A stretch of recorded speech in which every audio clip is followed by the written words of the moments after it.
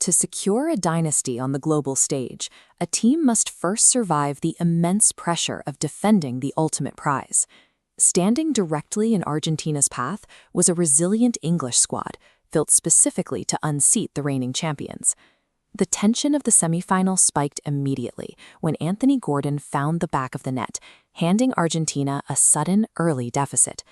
Gordon capitalized by positioning himself perfectly inside the penalty area to meet a sharp, driving cross from Rodgers. Going down a goal against a top-tier defensive unit forces an immediate tactical pivot. Argentina didn't panic. Instead, they initiated a calculated, methodical siege. The first phase of this attack ran completely through Lionel Messi. This is a tactical pitch map tracking Messi's movement. Notice how his positioning in these specific half spaces actively draws English defenders out of their organized lines. With the defense stretched, Messi repeatedly bypassed the midfield, dropping perfectly weighted crosses directly into the English penalty box.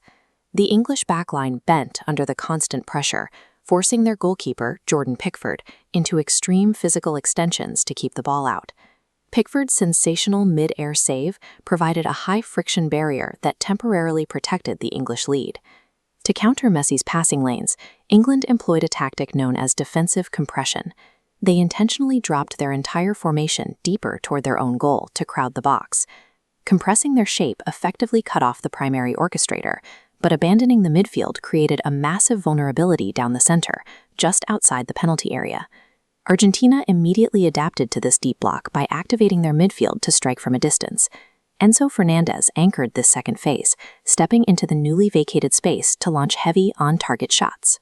This chart plots the volume and danger of Argentina's attempts. The data spikes sharply here, driven by Fernandez, DePaul, and McAllister striking the post. Defending this barrage drains the backline. The physical effort and cognitive strain of tracking movement creates severe exhaustion. Striking the woodwork twice on consecutive possessions is rarely bad luck. It is a mathematical leading indicator that the defensive structure is actively collapsing. By the final 10 minutes, the English defense was heavily fatigued, leading to the exact kind of micro-errors that break open close matches. Lautaro Martinez identified one of those micro-gaps and violently drove the ball home for the decisive strike. His positioning for the finish was a direct result of the English defenders being too stretched and exhausted from the previous 80 minutes to track his run. The winning goal arrived as the calculated output of a multi-pronged offensive machine methodically breaking down its target. The sequence eliminated England from the tournament and sent the defending champions straight to the 2026 final. The orchestrators stretched the lines, the artillery battered the structure, and the poachers exploited the fractures. Now a single obstacle remains to block an Argentine dynasty, a Sunday clash with the Spanish national team. The final test will determine whether Spain's tactical discipline holds tight, or if they shatter under the exact same siege.